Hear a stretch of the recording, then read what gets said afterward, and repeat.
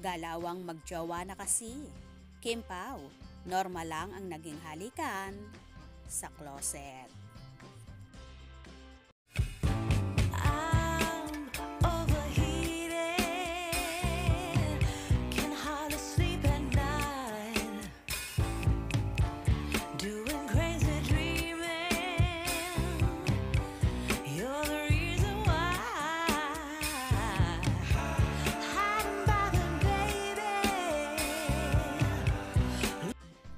Tila totohanan na nga ang pag-iibigan ng Kim Pao tandem ni na Kim Chiu at Paolo Abilino.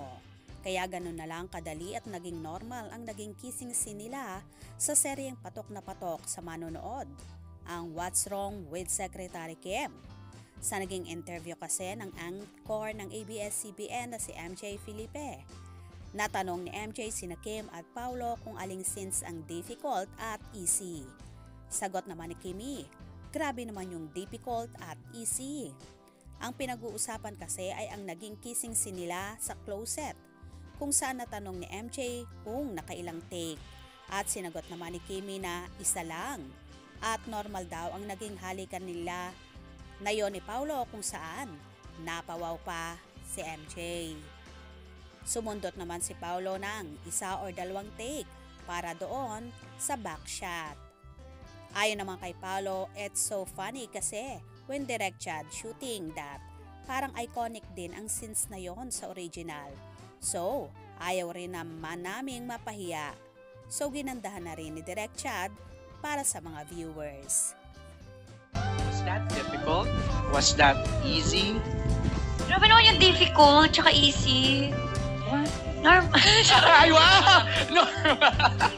Hindi, syempre syempre hindi pa nagsisimula yung Secretary Kim. Yan na yung laging pinapalabas ng mga tao na Correct. yung fan talaga ng show. Correct. Na naku, eto abangan talaga namin to kasi very iconic to.